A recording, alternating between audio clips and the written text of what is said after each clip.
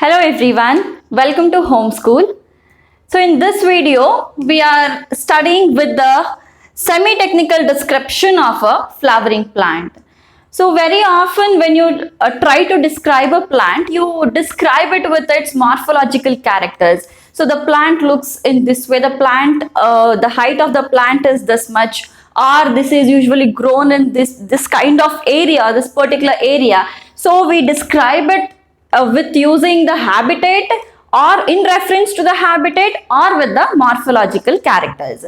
So that is how you usually describe a particular plant, or that is the way you should describe a plant. So firstly, you have to mention the habitat, like where exactly the plant is being grown, and then you have to come for the morphological description or the morphological characters. So after that, you have to give some vegetative characters also. So when you describe these kind of things, you have to describe it in the statements, so that like this particular plant is grown in this particular area. So this is how a description should go. So likewise, there is something which is very important in the plant, that is a flower. So why the flower is very important? That is because it is the main reproductive organ, or it is the one which is carrying the reproductive organ. So the flower stands a very important part of a plant, and equal importance should be given to the flower like we give the importance to the vegetative characters or the morphological characters. So when you describe a plant, like we usually we refer into a habitat of a plant, the morphological characters, vegetative characters, in the same way you are supposed to describe the floral characteristics of the plant. So this particular semi-technical description of a flowering plant, so this mainly includes certain terms. There are certain technical terms, not exactly technical, certain semi-technical terms which will describe the flower. So as I said, when you take an example of a plant, you first describe the habitat, or you first describe the vegetative characteristics, morphological characteristics, and then the floral characteristics should be described. So when you describe a floral characteristics, there are certain terms, or there are certain formulas which makes the study very easier, or which will help you to exhibit the characteristics of a particular flower in a very simple manner. So today we will see certain terminologies or certain formulas which are mainly used to describe a flower. And so we have already seen the parts of the flower, isn't it? The parts of the flower were calyx, corolla, and then androecium, and then gynoecium. And sometimes the calyx and corolla together, that is fused to form the perianth. And some other terms which are also like parts which are also seen in the flower is, some flowers will be having the bract. So these are the parts of the flower. So now we are supposed to write or give the description of a particular flower. In other terms, we are supposed to give the description or the details of these parts of that particular flower. So how exactly the calyx is present, the corolla, androecium, gynoecium, or how many members are there in these particular whorls, as well as perianth, or if the bract is present or bract is absent. So we are supposed to give these all details in a floral characteristic.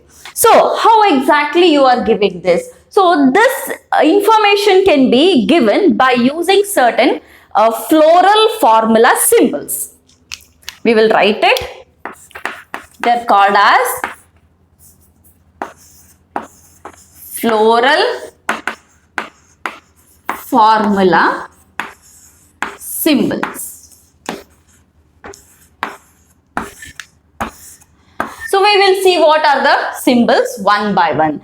So when you write a floral formula, so it is just like the formula will be in one line, and that will that one line, that single line will tell the whole description of that particular flower. So in that way it is being designed. So how it is designed? If you hold a flower in your hand, so we usually, when a common man, when he sees a flower, he first sees it from the outside. So outer layer, and then the inner layer, and then the innermost layer. So usually we see the calyx outside, that is the sepals which are present, and then we see the petals, and then the inner one, that is the androecium and the gynoecium. So the floral characteristics of the details are also given in the same way only. So from the outside to the innermost layer, the details are being given. So we will see what are the formulas to write that floral, what are the symbols to write that floral formula. So firstly, as I said, the outermost layer or the outermost part of a flower is calyx. But sometimes there are the chances that flower may have a bract also, right? So if the bract is present, then the bract will be the outermost part of the flower. So first we will write about the bract. If the flower is having bract, then we call such flowers as the bracteate flowers. So bracteate.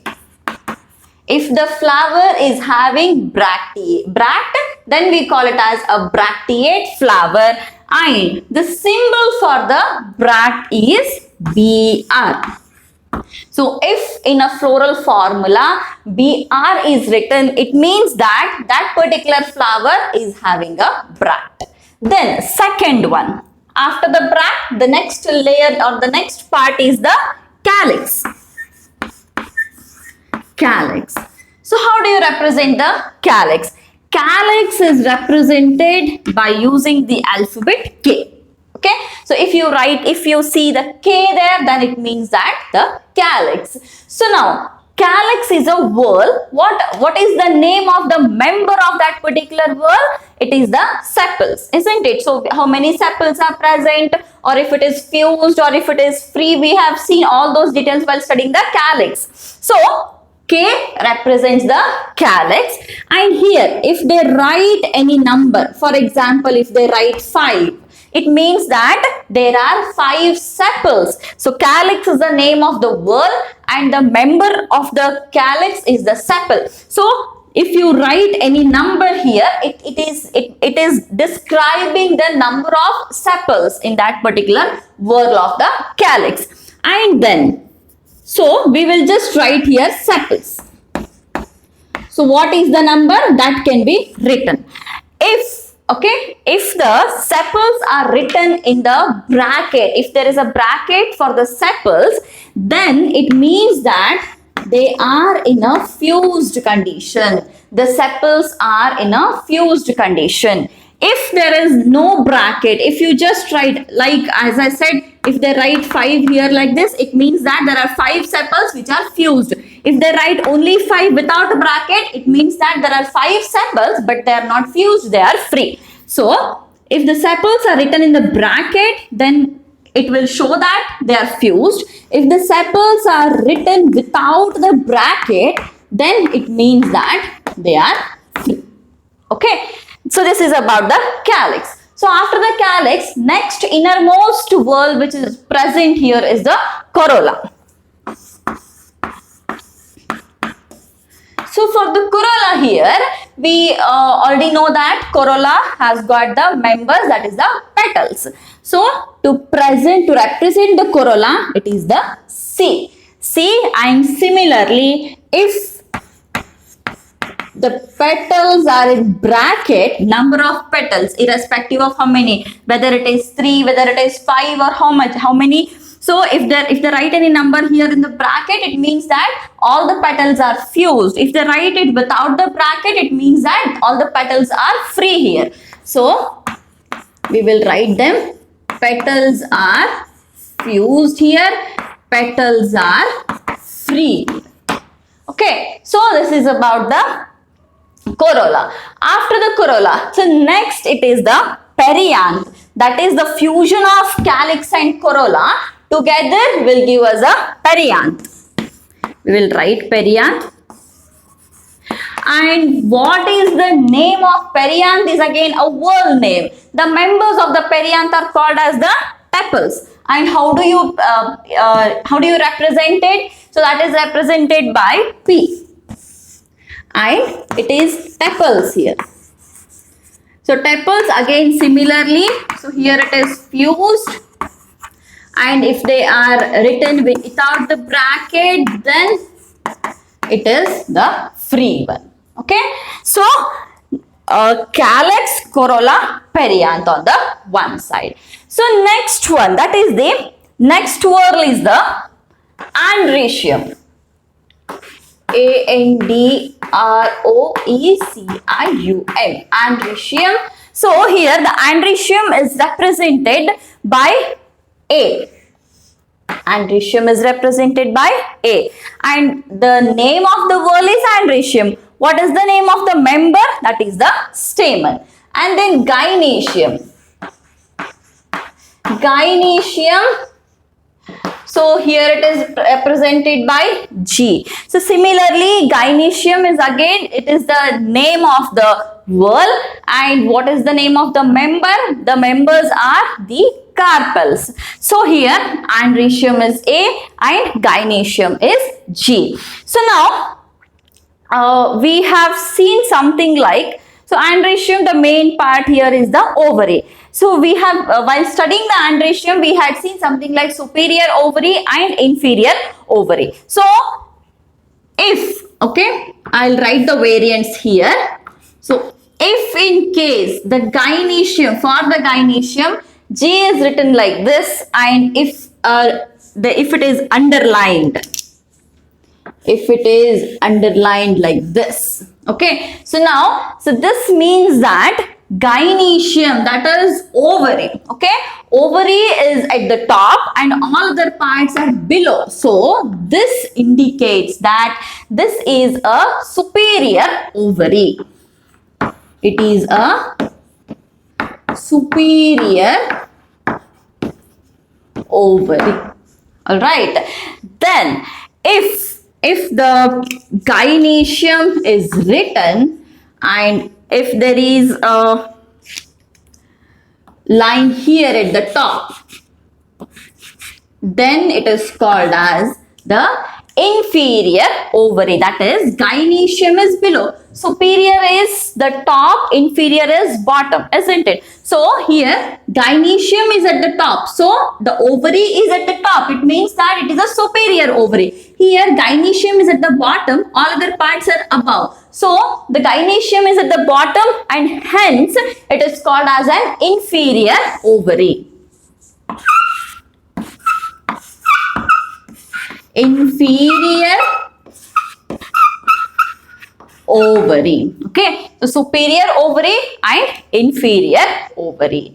And then since like the flowers can also be bisexual sometimes, or they can also be unisexual, we have to represent the sex of the flower here. So if it is written this way, then it is called as the male flower, and if it is this way, then it is a female flower. Male and female flower. If it is written this way,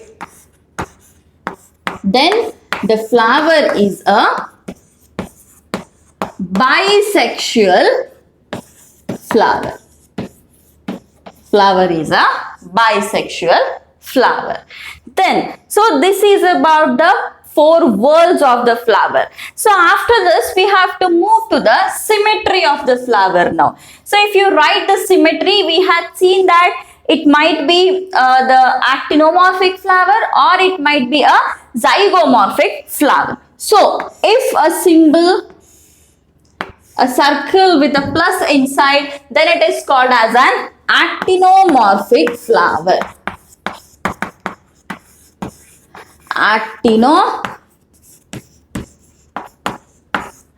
Actinomorphic flower.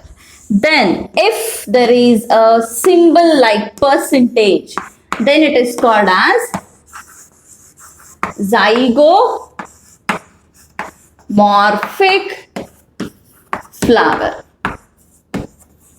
Actinomorphic flower and the zygomorphic flower.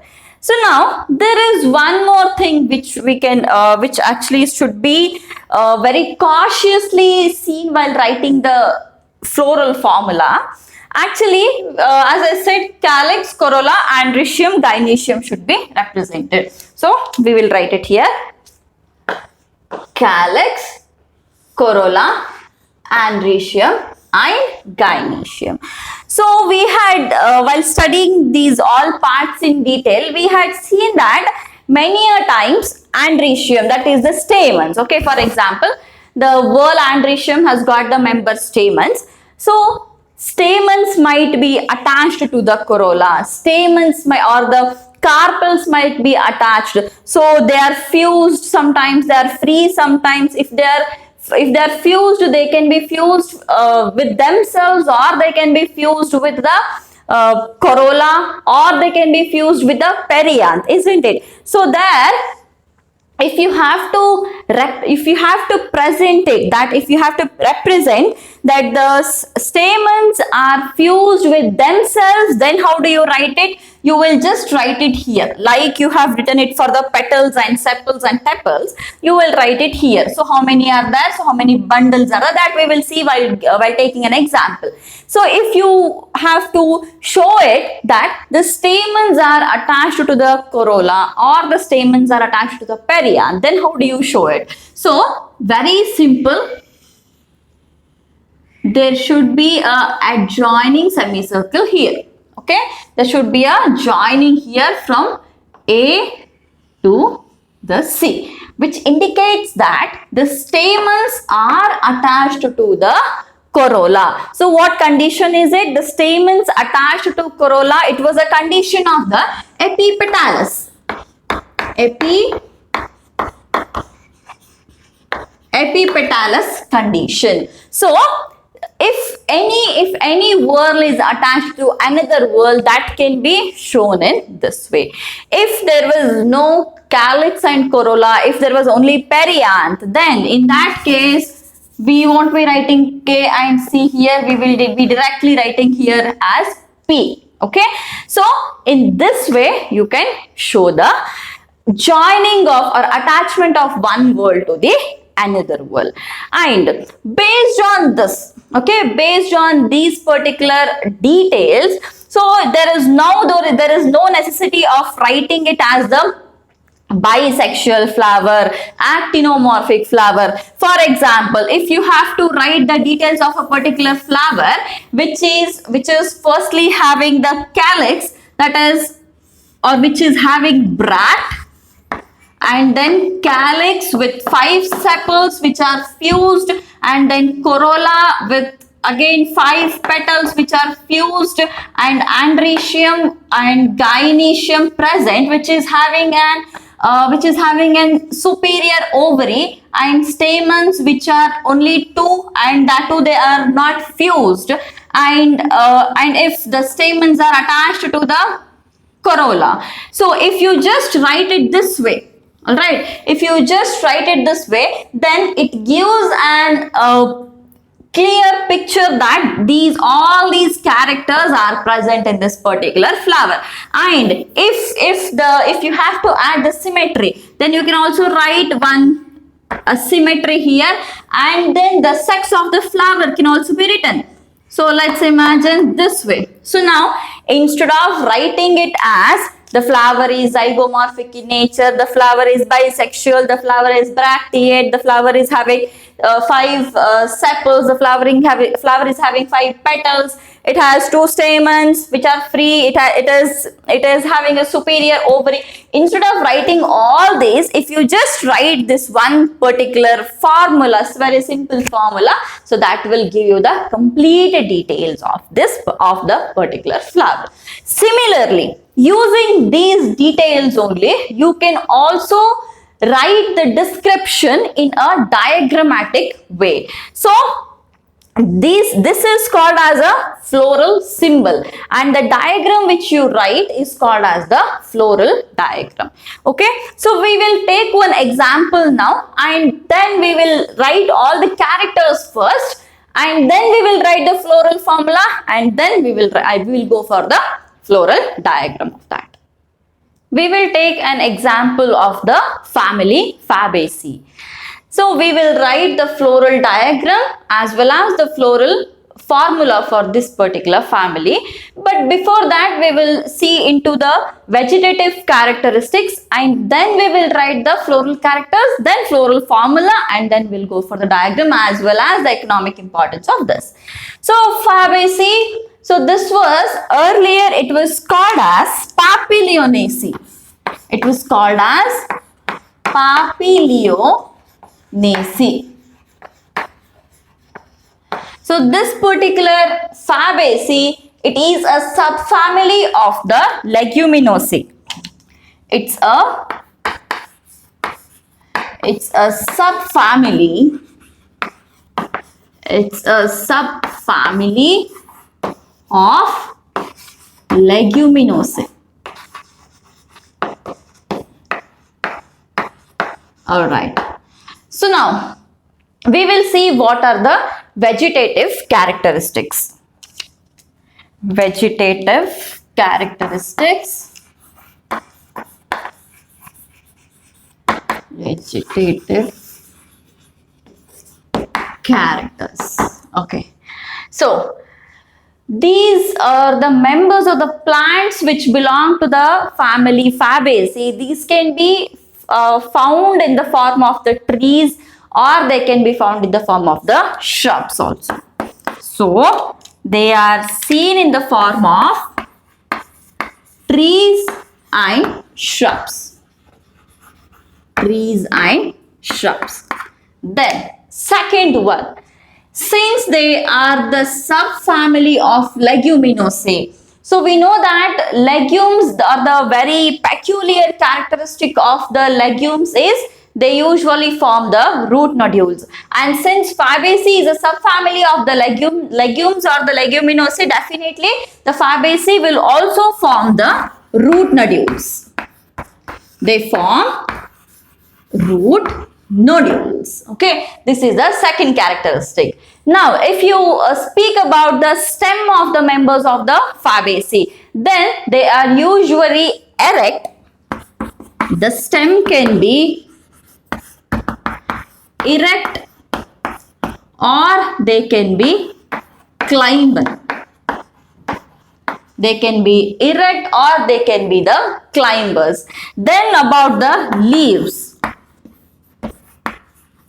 So each and every part, that is the stem or the leaves, everything we have studied in detail, isn't it? What are the types of the stem? What are the types of the leaves? What are the modifications of the leaves? The venation, phyllotaxy, everything we have studied in the detail. So here the pattern of the leaves is they show usually they are alternate. They are alternate, and these members usually have pinnately compound leaves. They have pinnately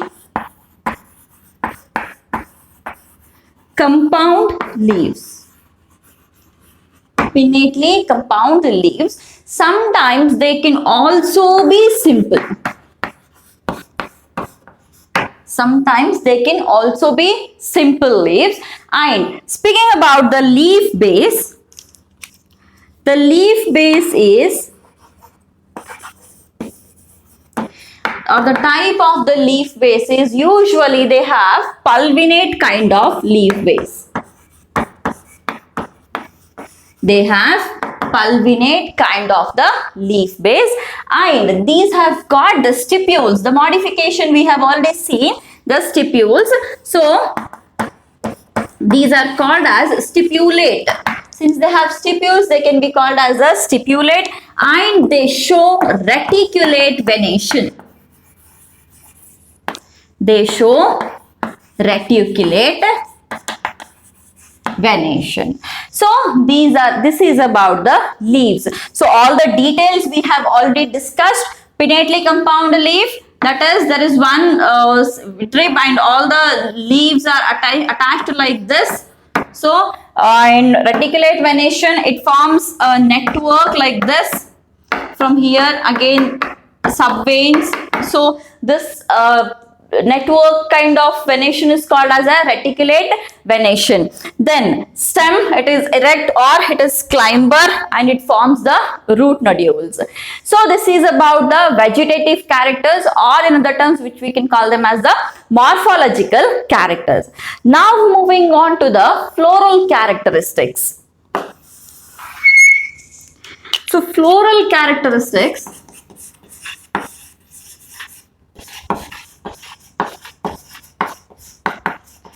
floral characters. So as I said, we have to start from the outermost wall and then we have to move inside. So when we speak about the flower, we have to first speak about the inflorescence as a whole. So we will first write inflorescence.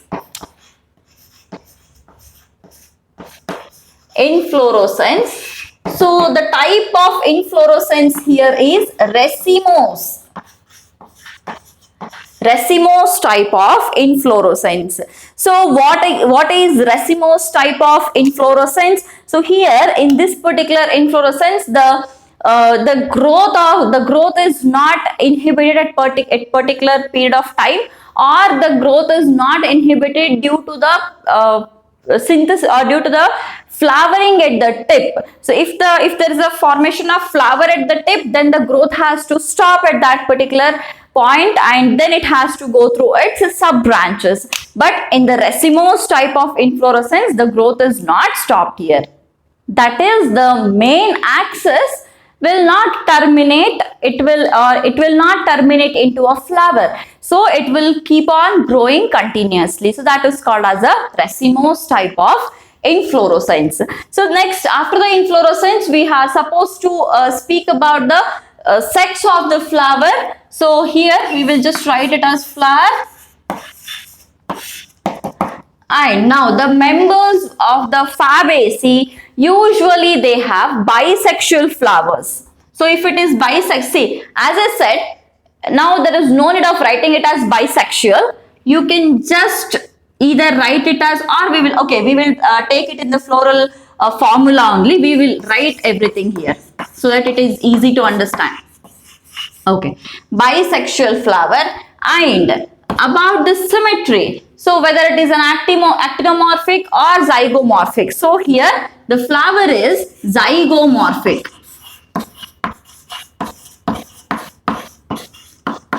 It is a zygomorphic flower. After that, calyx.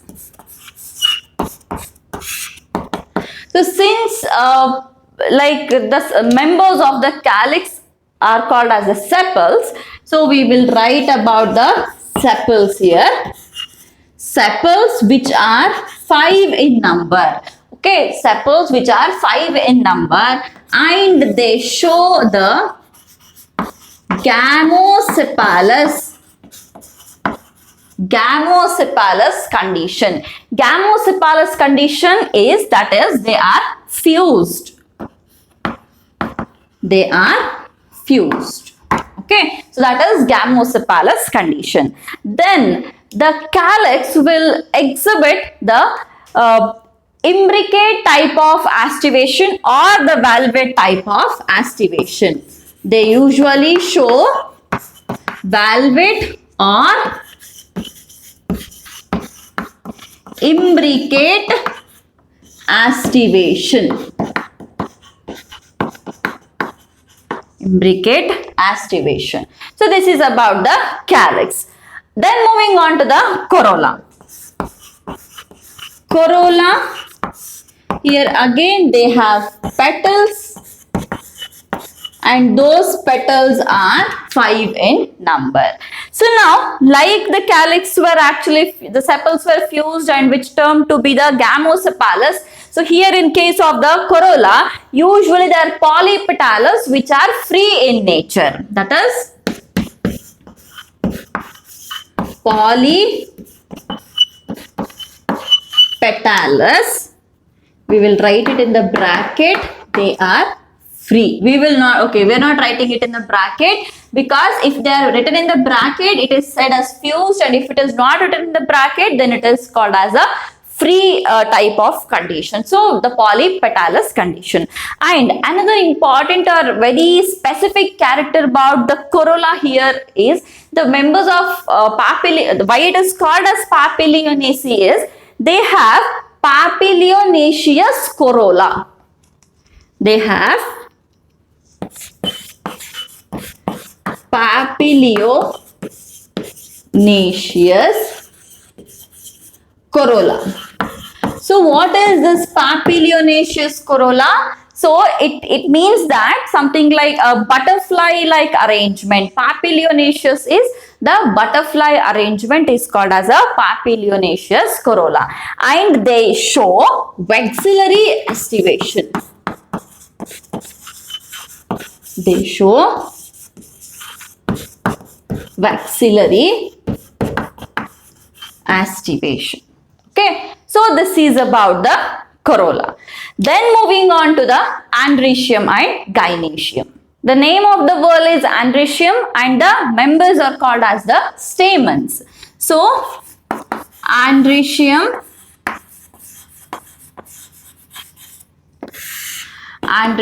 there are 10 stamens. There are 10 stamens and these stamens are arranged in 2 bundles.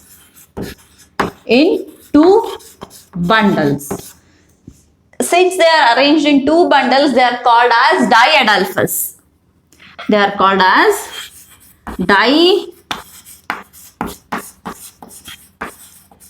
diadelphous. Okay. Next, the anther. Speaking about the anther is usually dithecous in nature.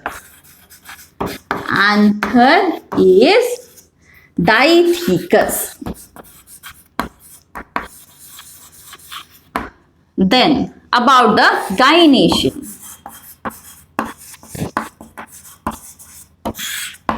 Gynoecium. So here if we are speaking about the gynoecium, definitely we are speaking about the ovary here. So ovary is superior. Ovary is superior. Ovary is superior. Then they usually are monocarpellary. They are monocarpellary and they are unilocular. They are unilocular with many number of ovules. With many ovules and they have one single style and the style is single. The style is single. So this is about the gynoecium. Then if you mention about the kind of fruit here, fruit which is formed after the fertilization by the flower. So the fruits are usually legume kind of fruits here. The fruits are legume kind of fruits and the seeds may be 1 to many. Seeds may be 1 to many. 1 to many and all the seeds are non-endospermic. They are non-endospermic. What is an endospermic seed and a non-endospermic seed? So in case if the cotyledons are storing the food, then we call it as a non-endospermic seed. Instead of cotyledon, if the endosperm is present and that is storing the food, then we call it as an endospermic seed. So all the seeds of the Fabaceae are non-endospermic in nature. So these are the floral characteristics. So now, keeping these floral characteristics, we are supposed to write one floral formula. So we will write the floral formula here.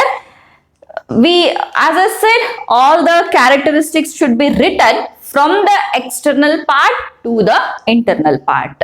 So we will write the floral formula now. Before writing about the calyx and corolla, we are supposed to write about the symmetry and the sex of the flower. So if you look into the symmetry and the sex of the flower, what kind of symmetry it was showing? It is actually showing the zygomorphic type of symmetry. Alright, so we have to write it this way.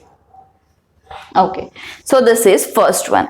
Then the flower is, we had written that the flower is a bisexual flower in the Fabaceae. So since it is bisexual, we have to write this particular symbol. Then moving on to the calyx here. So here we have written it, isn't it? Bisexual and zygomorphic. So we have written about the flower. So the external description of the flower.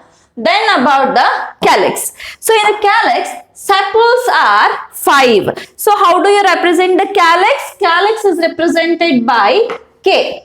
And we have also written it as there are 5 sepals which are gamosepalous, that is in a fused condition. So there are 5 sepals, okay, 5 sepals, and they are gamosepalous, that is they are fused. Okay, they are fused condition. Then about the corolla. So corolla here, it is C. Okay, and we know that here there are 5 petals. Okay, 5 petals, and we have written something else also here, that is they are free in nature. So as well, we have also written it as waxillary aestivation. In case of waxillary aestivation, if you remember that particular aestivation, you get to see 3 types of petals there in the same flower. The petals can be seen in 3 different forms there. The first one petal, which is a bigger one, is usually a standard petal like this, a standard petal. And then we have 2 wings like, and then we have 2 keels which are joined here, isn't it? So these 2 keels are joined like this, that is they are fused. These 2 are free, and this is one standard single petal. So while writing the corolla, we are writing it as 1 plus these 2 which are free, and then these 2 which are fused. So looking into this, we come to a conclusion that this particular flower is showing the waxillary aestivation, and all the papilionaceous corolla have to show the waxillary aestivation. So just by seeing this, you will get all the details. Petals which are 5, polypetalous, and papilionaceous corolla, waxillary aestivation. All this description is just written in this particular formula. This is about the corolla. Moving on to the androecium now. So androecium, what we have written? There are 2 stamens and they are in the 2 bundles, that is diadalphous condition and anther is dithecous. So here it is like 9 plus 1, that is 9 stamens. Okay, 9 stamens will form one bundle and one single stamen will be free, and that is taken as one bundle. Okay, so 9 stamens, they fuse to form one single bundle and another one single stamen will be free. Then about the gynoecium. So gynoecium here, the ovary is superior. So if the ovary is superior, all other parts will be at the bottom and the gynecium is at the superior place. And they are monocarpellary, that is only one single carpel is present. Okay, so this will be the floral formula. This will be the floral formula of the members of the flowers of the Fabaceae. Fine. So now looking into this formula, you can write all the characteristics. So there is no need of remembering the complete characteristics here. If you just remember this formula, easily you can predict all the characteristics, and you can also say that these characteristics belong to this particular Fabaceae family. Okay. So this is how an floral formula is written. So now based on this floral formula, we will write the floral diagram now. As I said, while drawing the floral diagram, you have to draw it from the outermost whorl and then to the innermost whorl. So now based on this, we are drawing it. So outermost whorl is the calyx, isn't it? So we will draw the calyx first. So we will first make one circle like this so that it is easy to draw the floral diagram.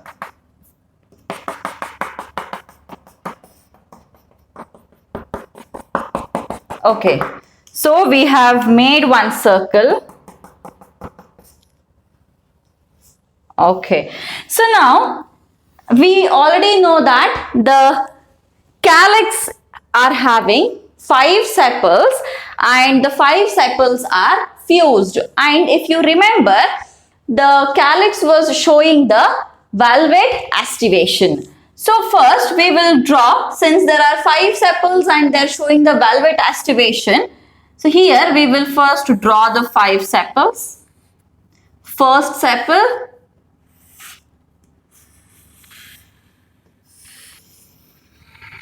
and also we know that these sepals are actually fused, isn't it? So since they are fused, you have to extend it a bit and show this fusion like this. So they are in a fused condition now. Alright, and this is the mother axis. Fine, this is the mother axis. So if this is the mother axis, if you like cut it into 2 equal halves, then you get it 2 equal parts there. Fine, that is called as the mother axis here. And since it is zygomorphic flower, you cannot cut it into any axis. You have to cut it only through this mother axis, then you will get 2 equal halves. So this is about the first one. So we will just write it here that this is the calyx. This is the calyx with the valvate aestivation. Okay, valvate aestivation. Then about the corolla, that is the petals. So we will again draw one more inner circle now. So we will, this is the inner circle. Okay. All right.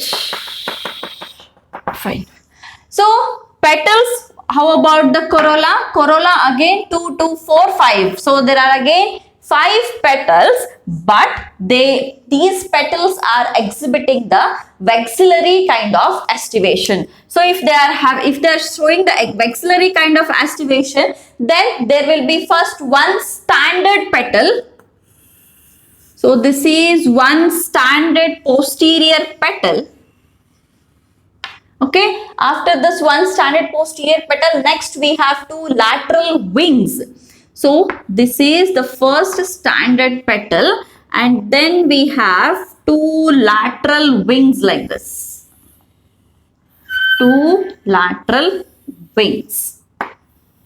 So after these two lateral wings, then we have next two which are called as the keels actually. So here we have keels.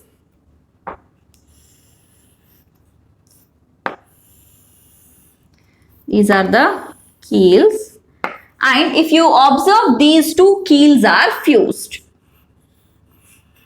These two keels are fused. So this is the standard petal. These are the two lateral wings and these are the two keels. Okay, these are the two keels. So this is one single free petal, two free petals and then two fused petals, auxiliary aestivation. Then moving on to the androecium. So how many are there? 9 plus 1, wherein the 9 are fused. So totally there are 10. So next we will draw these 10 now. So first one single which is free, that we will draw here.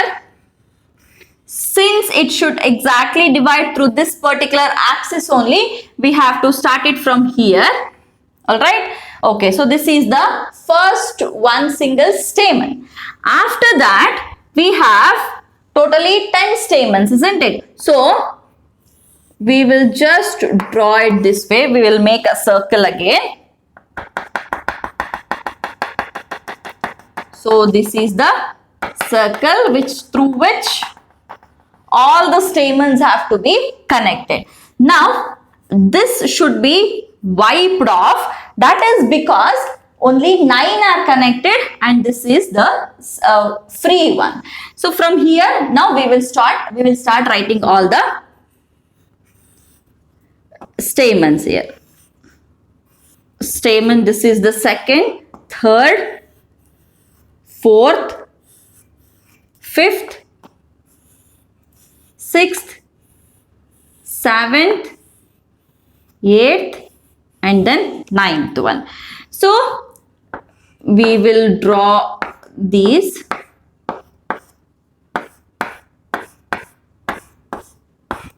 Okay, now you can see that all these are connected through this particular line, wherein this is not connected. Fine.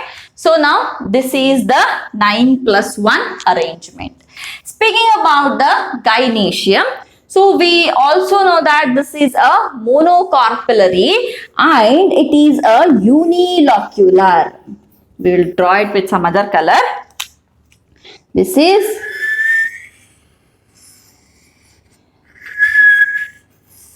okay. This is monocarpellary, which is unilocular, and it is and we have written that it is the superior ovary. Okay, so this is the floral diagram of the members of the Fabaceae. So just looking into the floral formula, you can write the floral diagram. In the same way, just seeing the floral diagram, you can also write the floral formula.